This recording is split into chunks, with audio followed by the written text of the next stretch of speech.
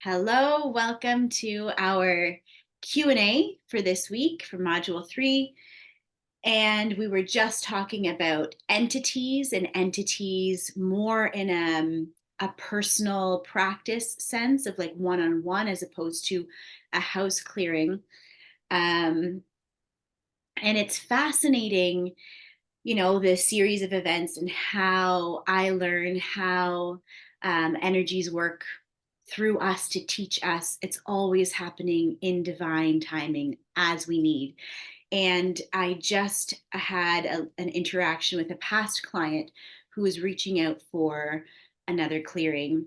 And um, it was the energies were showing me, since we were talking about the sources of these spirits being here, the energies were showing me that they can also be coming up through the ancestral line, for example, in this particular case, from a past life, from, again, the ancestral lineage, sometime back in the day, if there was a quote unquote curse put on the family, sometimes as we move through life and we're uncovering and we're becoming more aware of things, these energies can present themselves in this way. So it's not just something else, but it's something that as a collective ancestral body, lineage, that it's being brought forth. Now, with this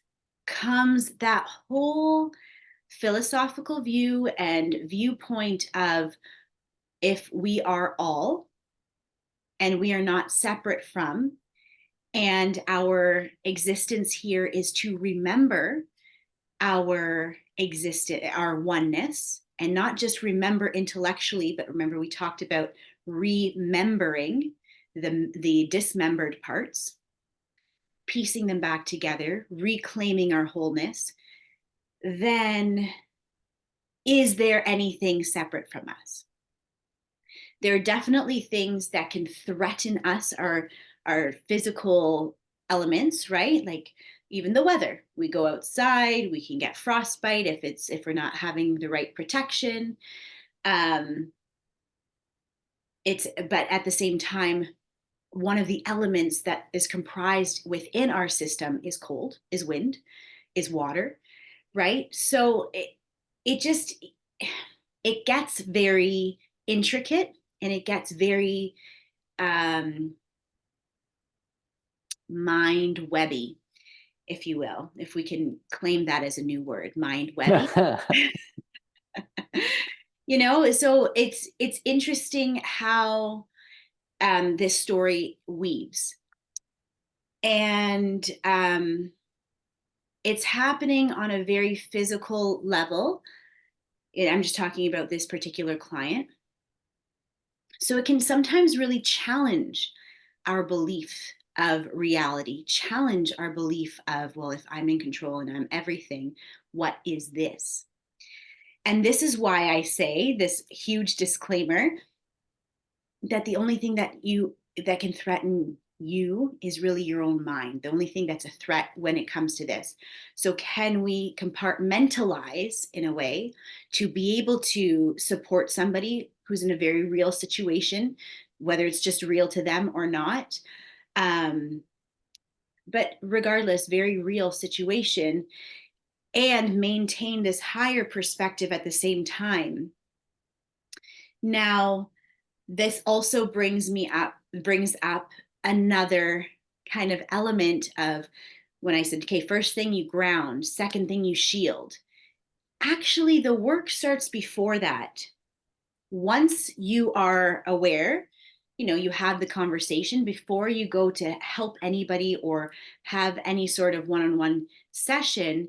It's actually really important to check in and see if you're afraid. Because as we, there are many horror films depicted with even the priest going in for an exorcism, and it's like the shaky cross, and he's like going in, and there's that element of trepidation that's there, that's really not going to serve you or anything. What does that do when it looks like you are not in your power? It makes any other energy, be like human or non-human, feel like, okay, I've got something, right? So, really getting clear, is there fear residing within me? And I guess that is also part with aligning yourself to the truth, aligning yourself to that divine light, aligning yourself to that God source, universe, unlimited flow. Because when you're in that, there is no fear.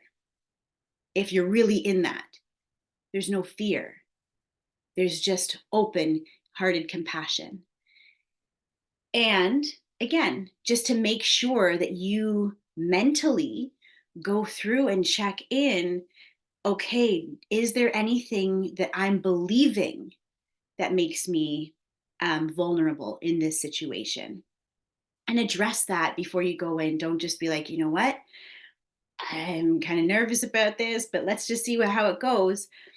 There's other places for you to do that in your life, and other places for yourself. But when you're going to support someone else, then you want to make sure that you're super strong, because again, if we're just that beam of vibrating light, then we want to hold that space for someone who is very fearful, that hold that frequency of like the fear is not present here, and that's what creates a safety.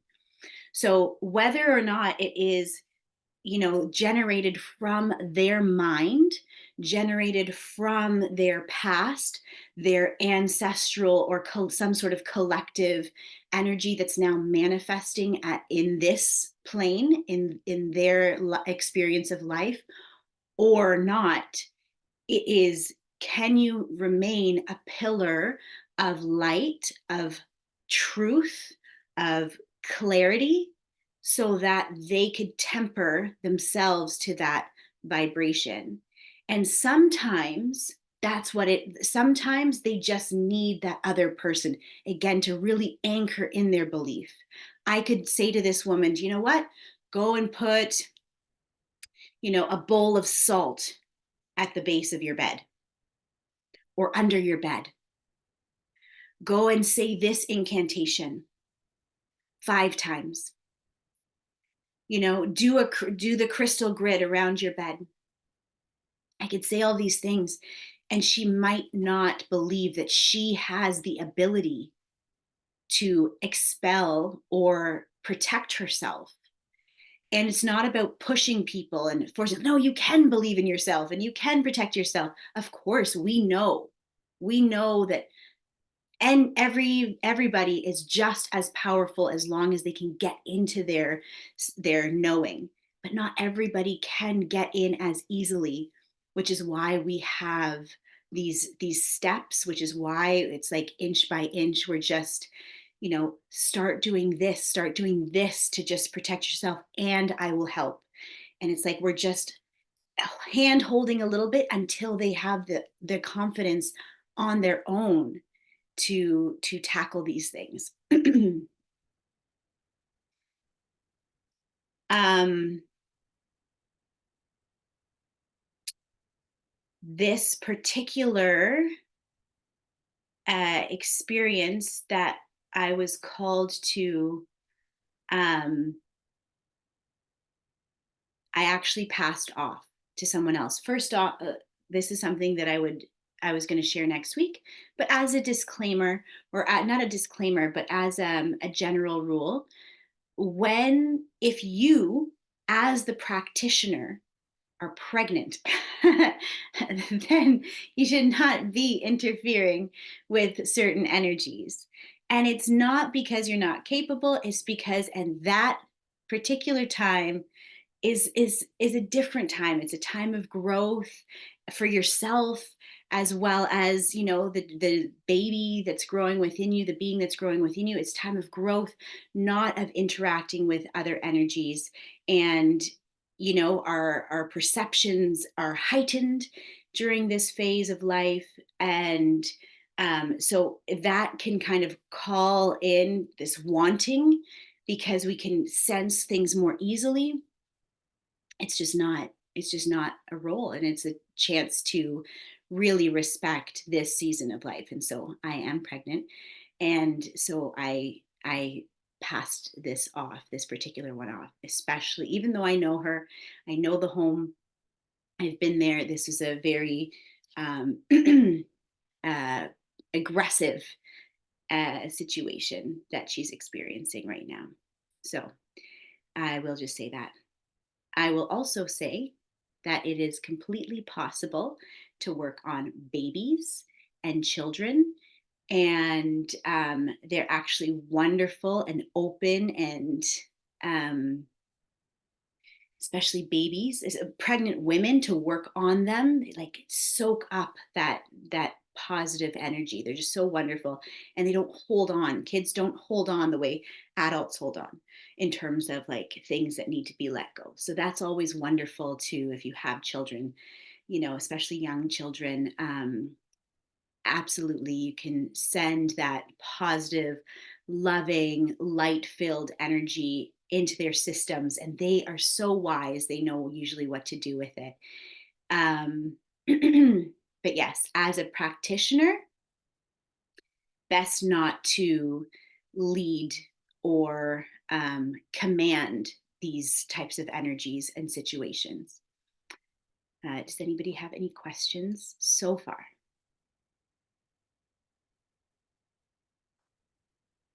Okay. So we had a question before, and did you want to ask it again, or should I read it?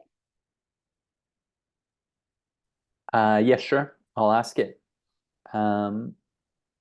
So in helping someone who has an experience of entities in their field, we kind of made the distinction between what can sometimes be a low vibrational energy that formulates in the field as an energy cyst or a parasitic energy that's kind of a splinter or part that's viewed as separate from ourself. And it can be very dark and it can feel like it's an entity that's external, but it's actually a part of ourselves that we want to help, illuminate and restore to the person. And then we seem to make a distinction between that and entities that are external. But I think that sometimes there are, and you tell me, you have way more experience, but sometimes there are, you could have that internal energy that's in resonance. There are external entities that maybe are resonating and attaching or coming into the field. And so I was asking, do we first dispel those external entities, return them to the light, move them out of the field so that then you can treat the person and help them reclaim that part of themselves? So that was the question. Okay. So, as always, multifaceted, many answers to that. And a lot of it is going to depend on you, what you're feeling intuitively in that moment.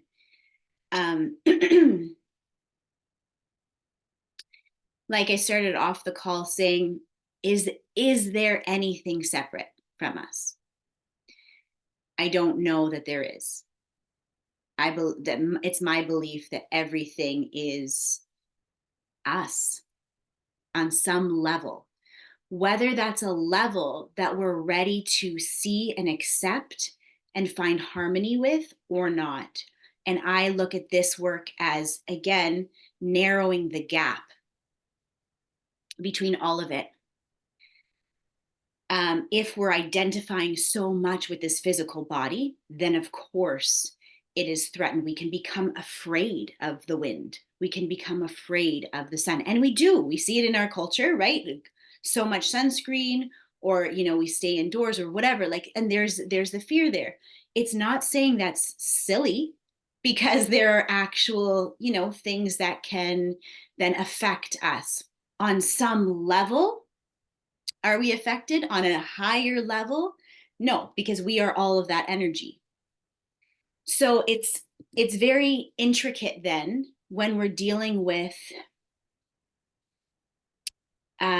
these fragmented aspects of ourself. And the way I view it is the more it depends on the person that's having the experience. The higher the threat, probably the more resistance, the more fear has been generated around it. And again, it can be fear based on evidence, like based on what they needed to survive. And this is why things grow. This is why things grow.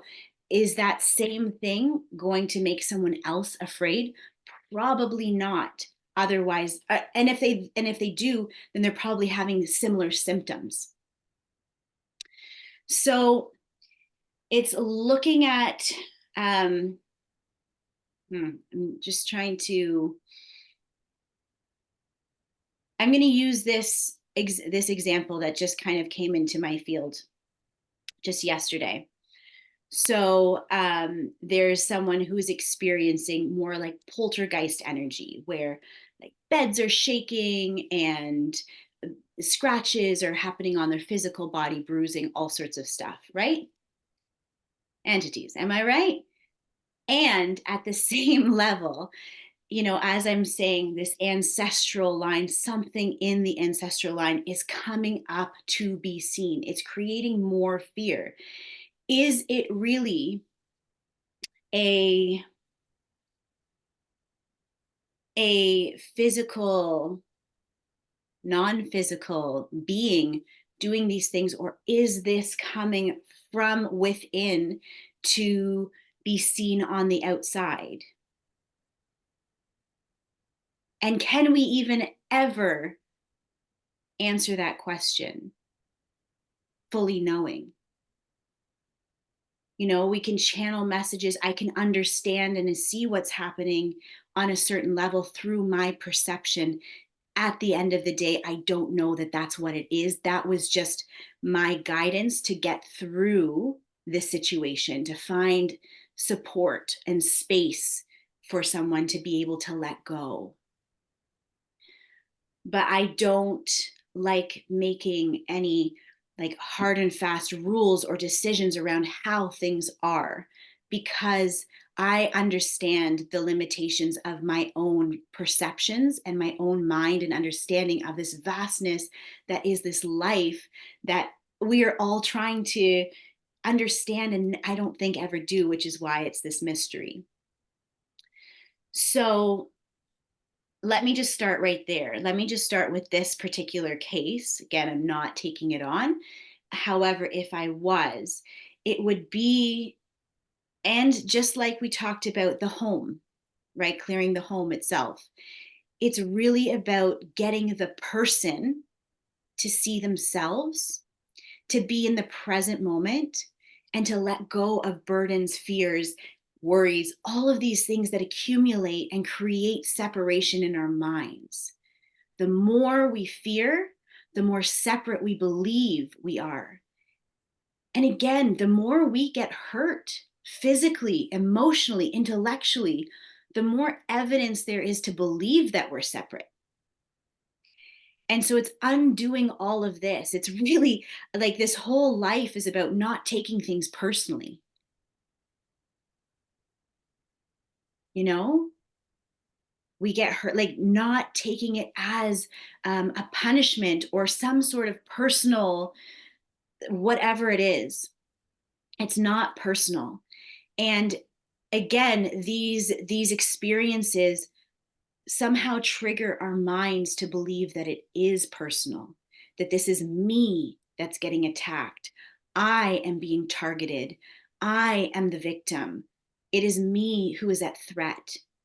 And it's creating more and more and more and more separation.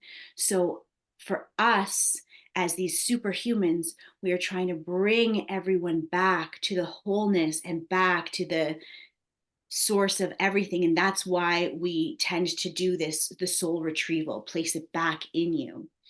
Now, again, not everybody is there mentally, right? Not everybody's there. I'm not even there fully, like I have an understanding, and then I'll still have my experiences and catch myself in my separateness and all of these things. And then I do my best to get back as much as I can, as much as I'm able to, as much as this being and vessel is able to in this lifetime, in this capacity. So we try to get ourselves back. And if we can't, then we have these band aid solutions. All that I'm teaching you, they're band aid solutions. The true solution is enlightenment. That's the ultimate freedom. Everything else is just a support on the way. Make yourself comfortable, do what you can. Band aids are useful. Band aids are useful. They're not to be leaned on. Crutches are useful. You lean on them temporarily, So use the tools to get you to where you need to go. But ultimately, what this family needs is not someone to trap a spirit in a crystal ball. What they need to do is have some sort of reckoning within themselves, to believe that they are powerful again, to reclaim their power, to reclaim their knowing, to reclaim their sovereignty and their worthiness and their enoughness, and all of these elements that are keeping them separate and thus keeping them vulnerable to certain energetic attacks. It's all like, I could say, I walk out, and whether I slip on the ice or get hit by a car or slam my hand in the car door or anything, there's some element of me and my energy that's drawing this into me, even though if it involves somebody else, let's say. There's something in my energetic field that is making me, I'll use the word susceptible to this kind of lesson. And it's not to say that these lessons are, again, are punishments or anything, or I'm calling it unconsciously. That's not what this is about. This is about constantly peeling back the layers so we become more free. And when I see this energy spiraling around me, that I'm constantly in certain attacks or violence or something, there's something in me that believes in this resonance. Like, it believes there's some level of deserving. And it's, again, not to cast blame, but it's more a door to get out. And this can be very triggering for people. And I get it, because we've all had different situations, and some of them are horrendous and violent and awful. And I'm not in any way trying to say, like, you're deserving of it or you chose this, for yourself consciously. But as a collective, we're looking for freedom and liberation. And so we have to face all of these densities and the violence and the shame and the misogyny and all of the stuff that lives within us. It's going to be externalized, because this is exactly what we do. And you'll see this in the next phase when we talk about that materialization. For anybody who's had any sort of experience manifesting anything, whether it was like a $5 bill in the pocket, a parking spot, the dream house, the relationship, whatever, the power that you have. That power is always working. And so even the parts that we don't see, that we're not aware of, the subconscious, it's still calling in a particular energy. And so this is it, all of our lives, everything we encounter is simply just a feedback pointing to what's still there. We feel heartbroken and torn and a lack of control or a lack of power around something that's happening, in another country. That's happening within us. That lack of power, that lack of control was actually in us before we saw it. We're just seeing it to remind us. And in that moment, in those moments, Do we dare to exercise our superhuman ability and look at where that is false in our lives? So, this is a very spread out kind of explanation to talk about these fragmented energies, because it's not so easy for me to just say, oh, if you see this, just take it, heal it, and put it back in them. It's just, it's a very small aspect of how we can support somebody, but truthfully guiding them back to their center and their power is the healing. And they can only do it. This is why, for us as facilitators, as superhumans, we want to make sure we can get into that belief and frequency for ourselves so that we can see another person as capable. We can't see them as capable if we believe we're incapable. Right? This is us, just like all we're doing is we're making sure our candle is lit so then we can light someone else's. So that it's always back to inner work. And I've done like these healing apprenticeships before, and it ends up just being like life coaching, because it really is like solidifying your belief, solidifying your view and your alignment to that channeled connection of beyond my mind, tapping into that collective powerful mind, not the collective pain, the collective love that I refer to as God or source. It's an aspect that comes through us individually and personally to give us the guidance that we need. La démolition est juste avant. So it comes through us personally, but that it exists within each of us. That's why we can tap into it, the one mind. So when we're meeting these other energies, it's really tapping into our channel of oneness to see how we are guided in that moment to help or support or make space for with someone else, sometimes for someone else.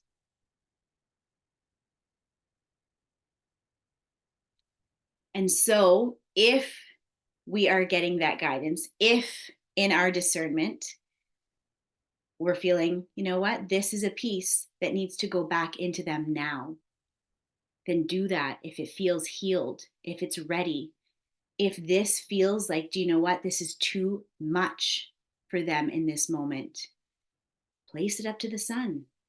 Guess what shines every single day? If it's theirs, they're going to get it. If it's necessary, they're going to receive it.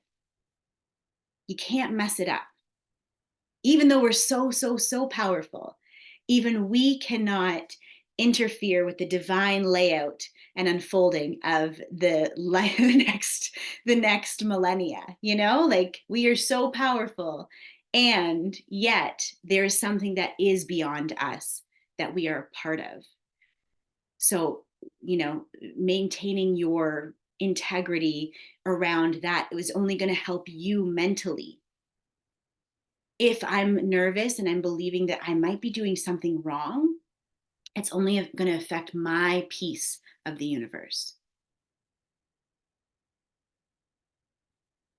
But if I am trusting myself and my knowing and moving right through and forward with the guidance that I'm receiving, then I keep moving forward and I keep being guided. And it's not to say that you're not going to look back and be like, you know what? I wouldn't have done that the same way. Or have repercussions like, okay, so I chose to do this, and now this person is saying this, whatever it is. Maybe it's like, oh, whether they're like, wow, that's really helped, or they're like, wow, I'm a lot sicker. It really is indifferent. It's just feedback, and we need to stop labeling things as good or bad. It's learning to just trust ourselves, and then they can learn to trust themselves. Maybe that's what they need. Maybe what they need is to feel sick or to really reclaim their power back. And like, I'm not going to anybody anymore. I got to fix this for myself. Right. So we don't know. We don't know. We have to not think that we know the answers. We need to trust our intuition. And when we are met with people who are completely fragmented, and it's very evident in that way, we do what we can to call the parts close, to call the parts back and bathe them in light the way that we know how, and then know our limits when we need to say, hey, I can only do this for you. I can support you as much as I can. And if you need more, then perhaps you should call that into your life. Right? So know your limits, play within it. Isn't that like a lottery thing? So it's not a full, I don't know that it's a fully direct answer, but that's because I don't know the answer always. But you will know in the moment what to do. And if it feels unclear, then you do what you do know. I find it's really amazing because we're in this kind of transition between like third and fifth dimension, or we're moving out of the paradigm of separation into the paradigm of unity, but we're still very much kind of dealing with the creations of separation and those old perceptions. And so, from the viewpoint of unity, then everything is one, everything is divine, and we are the light, and we're bringing everything into the light, and our presence is liberating beings, But from the paradigm of separation, then there's good and bad, we can be hurt, we can be harmed, we need boundaries, but we're in a kind of a transition. So it's challenging to know, okay, well, where am I and how do I situate myself? Am I putting up a shield or am I just opening my heart? And, I think like we talk about entities, it sounds very kind of abstract, but if you think about just like a person in your life who's kind of aggressive or abusive or harmful, then, you might decide, okay, well, yeah, there's something in me that attracted this into my life that I have to deal with. But in the immediate situation, I'm going to put up a boundary and I'm going to say, well, no, I'm not going to spend time with you, for example, or, you put them out. And doesn't have to be a rejection. It can just be intelligent. It can be prudent. It can be safe while we're on this journey of, self-realization and integration, and then we can just work on ourselves. So why would it be different, like in the case of entities? Then maybe there are some harmful entities that are coming and we're not at the full realization of just being able to, liberate everyone and everything we meet. So we say, okay, well, you just stay outside. I still know that we're all one. I need you outside for now, and I'm going to just kind of tend to this thing and heal it so that I'm now not in the same resonance, with those energies. But it's tricky to kind of still be operating as needed in the practical needs of where we're at, but not necessarily subscribing to the view, keeping the bigger view present as we move towards embodying that. Exactly. Exactly. Thank you for kind of putting it all together in that way, because that is the exact thing that we're doing. And that's why we have to use our judgment and use our discernment case by case based on what we're available for, based on what they're available for and ready for. If we're saying, hey, everything is light and everything is happening for you, and they're getting attacked by a human or non-human, they they might not be ready to hear that. That might not be enough. Get yourself safe, put up the boundaries, take the entities away. There's always time to reclaim these parts. We're never out of time. We're never lost. Anything that you need, you have available to you. You can call it back in an instant. There's no space in time. Like it's an energy. right? So we don't have to worry so much about, wait, did I just like cast this energy off into the sun, but really I should have put it back into them? They're going to get what they need, you know, and helping them in other ways to reclaim their wholeness. Again, keep narrowing that gap between those two viewpoints. But yes, that's part of being superhuman, is being able to step into all paradigms, where that's being here in the physical, but also being there in the astral, and then being able to navigate all of the realms, to be able to see the different beings or different allies, and anchoring them into our experience here in this reality is part of, again, that superhuman ability of really checking in on some level. This still exists. And that's why I use that language really intentionally, even with myself. Like, I feel quite liberated in many things. And every now and then, as I'm human and still very much in this collective, I'll have a fear come up. I'll have something come up that causes me stress or concern. And I'm like, I thought I worked through this. On some level, it still exists.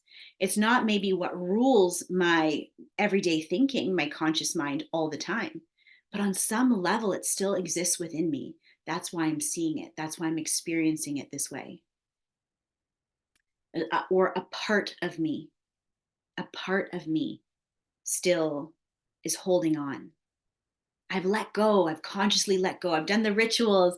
I've done so much in my life to let go. And a part of me is still holding on to this. I still am holding on to resentment. Even though I'm doing practices of forgiveness and all of these things, I like a pie chart. This much of my mind has let go. And then there's still a part that hasn't. And can I accept that? Can I still see myself as whole, as magnificent, as powerful, and all of that, even with the parts of me that feel really small at times, or want to hold on, or want to, are still operating in these kind of what we would call lower vibrational frequencies, right? That doesn't, we don't need to identify with these parts of ourselves. We need to just see that they're there. And in time, as we are ready, then we'll be able to make more space, and we'll be able to make more space, and we'll be able to make more space. And this, to me, is how we're moving dimensions. It's how we are optimizing our experience here of life, and how we get to increase our frequency and everything else. It's not Can I by, add one more thing? yeah, Oh, sorry, I didn't mean to interrupt. Please that's finish your okay. thought. I was just going to say, it's not about condemning those parts or casting them off to the sun or anything. It's just about seeing them, knowing that they're there, and also knowing I don't have to operate through that lens. You're just there for as long as you are. And I can still operate. I have a choice. That is the choice that we have. These parts are available to us, the violence and the compassion. We can choose. Sometimes it's easier to choose than others. Sometimes we have habitual patterns that seem like it's just a reaction, and but the more we have awareness, and the more we have our personal practice of every day connecting to our center and our truth and our knowing, the more we'll be able to choose what we're going to operate from. That's what I was going to say. Absolutely, yeah. I was just thinking, like, you know, in our work, then sometimes maybe we're faced with a situation, and then we experience the part of ourselves that hasn't let go, or we experience fear in relation to a situation. And I just wanted to say that I don't think it necessarily means that means that we shouldn't go forward, or that we cannot go forward, because, all of these parts of ourselves, whether it be, someone we're treating who has, an entity attacking them, and then it's bringing up a fear in us, all of these parts in them, in ourselves, want to be acknowledged, as we talked to, that idea of everybody wants to be acknowledged, everybody wants to be seen, and everybody wants to be re-seen in their light. And the parts of ourselves that are coming up in fear also want to be re-seen. And that's the journey, is those alienated parts in ourselves coming up, right? Mm-hmm. To be seen and loved. So, I guess I'm just saying, like, we could have fear and we could see it and we could still be in awareness. It's not like just because there's fear that we cannot move forward. We can still move forward even if we're experiencing fear, if we can, keep our awareness, right? Absolutely. And what I'll say to this, like, is if you're experiencing fear within your own personal journey of, say, you're going to ceremony, or say you're going to embark on something for yourself personally, and you're noticing trepidation, you're noticing fear, move through it, work with it. That's your journey. If we're working with someone else and someone else's field, it's not necessarily going to be the most supportive energy to have for them or you. It's like looking at a really busy highway, seeing the physical threat that's possible if I go and run into the middle of the road, and saying, do you know what? I'm a little bit scared, but I believe in myself. And like running in, and it's affecting our senses. It's affecting how we move. We're not as agile as if I could see the other side of the road and I know with confidence my abilities to move through, weave through passing cars. I could do that. And then I'll be able to. But in that moment of when I'm afraid, there's different perceptors that are going off in our minds that are going to skew our vision and also skew our perception, making us more susceptible to harm. So I'll put it that way. Absolutely, you can still venture in, you can still be like, okay, but I would recommend, if especially you're interacting with someone else in a personal way, if you're going into, like a group setting where you're not facilitating, but you're feeling a little bit of fear, you can work through that in a different way. It's a little bit more contained. If you are personally interacting with someone and you are full of your own fear, it's going to be felt. That's can increase and amplify. For sure, the healing will come when it needs to, the lessons will come.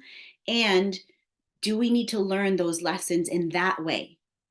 Do I need to run into the middle of a busy street and be like, okay, I get it now? Like, not saying that anything bad would happen, but we don't know.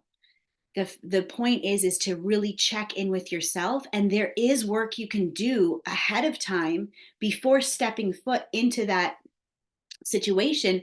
You can say, okay, well, what fear is bringing up in me, and do your work around that. Okay, so is this ultimately true? What are my beliefs around the situation? That's a really key thing. What do you believe? There's what they tell you, and then it's in your mind, in your perception, in your world. What is this? What is this possible? Or what is possible? What are the possibilities here?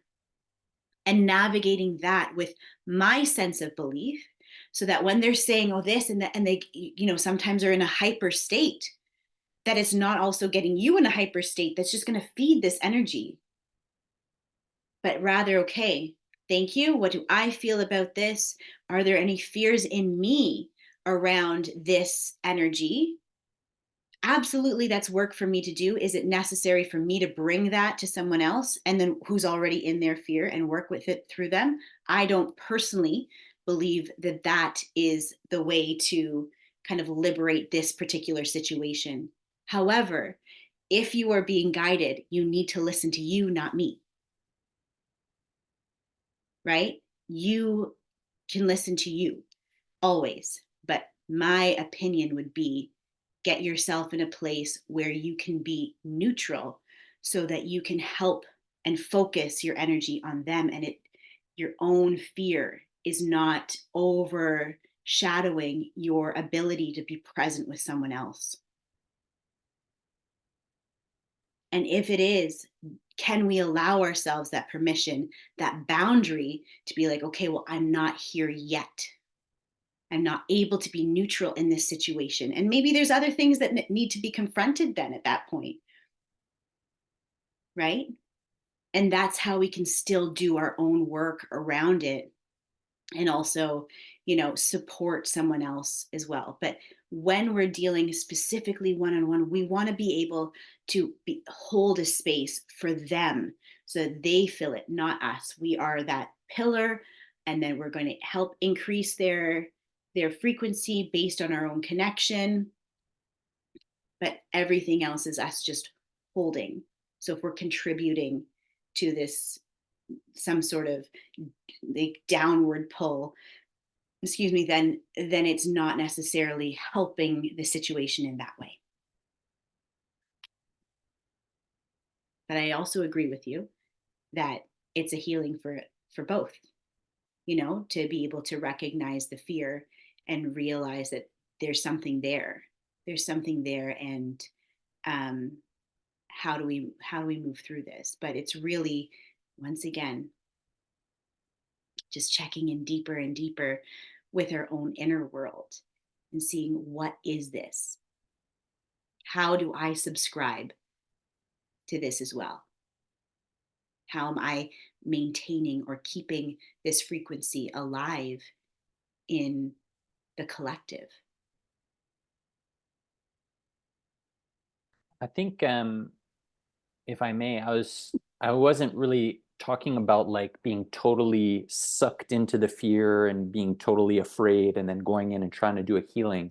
I was just talking about how we have parts of ourselves that are still being processed, still being triggered, still coming up, and that it could be, if you're going in to kind of clear a house and the bed's shaking and you're getting clawed and you're bleeding, it could be that you feel a little bit, something might come up. You might feel a bit shaky. Sure. And then it's a question of like, how strong is our practice and how much awareness do we have and how much presence can we bring to our fear? Because it's one thing to have fear. You can have fear, and it's not like, doesn't mean that you're contributing to fear if you're holding your space and you're holding your mind and you're holding your awareness in that situation. That's actually, we're always doing that, right? We're just being aware of what we're feeling and experiencing. So I don't know, I guess there's gradations. I'm saying that you could be in a therapeutic situation and someone's talking about something and it's bringing up something for you, but you're aware of it, and you're still able to help the person because you're conscious of what's going on in you, what's going on in them. And that could also be happening in one of these energetic treatments, I believe. That's my belief. Yeah, absolutely. And you're right. There are things, that might not be spoken of on like an introductory call or anything else that might come up. And it is your ability to kind of get back into that frequency of centeredness, and also look at these fears, these triggers another time, So yes, you're right. And I just, as I said, like, what I was speaking to is more like, if you're feeling nervous, like I gave that example of the shaky priest, like really clear as much as you can to be able to be neutral when you're going in. But of course, if things come up, and things will, because we call in people who are similar to us. So when you're seeing things in a person, it can be really triggering, and you might want to know, or you might want to project and decide, oh, this is what they're doing because this is how I feel about it. And it's always just getting back into that neutral space to be with them and not let you and your emotions and your stuff take over, which is why I've said this in the past about, what I do, and how I was told by my guides was like, my full-time job is energetic hygiene. My part-time job is energy healing. Because in order for me to work with other people, whether that's individually or in a group, I need to know where I enter the space so I can keep myself out. 100% Yeah. agreed. Yeah. So that's a wonderful discussion. Do you have any other questions or anything else that's wanting to come up?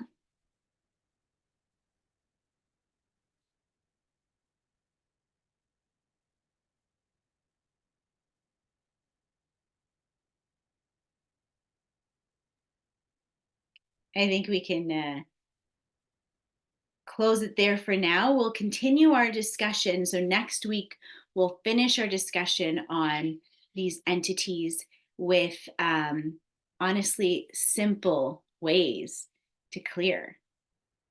It's way more simple than you might realize. Although we already have our crystal ball, which is pretty simple. But yeah, the more we struggle within ourselves to accept these energies, the more we struggle with removing the energies or alchemizing or transmuting the energies. So it's really it's one and the same. It's just looking at it from a different lens. It's a different narration around it. But at the end of the day, everything that we're externalizing is also happening within ourselves.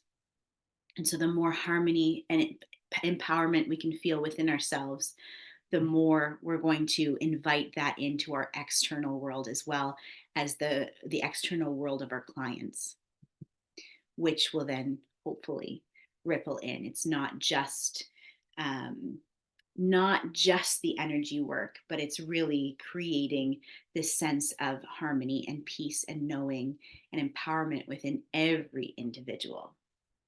To me, this is how we all liberate ourselves. So, with that being said, thank you for the discussion and the questions and the input and all of it. And I will see you next week. Thanks, Christina. Take care. Bye. Lots of love, everybody. Lots of love.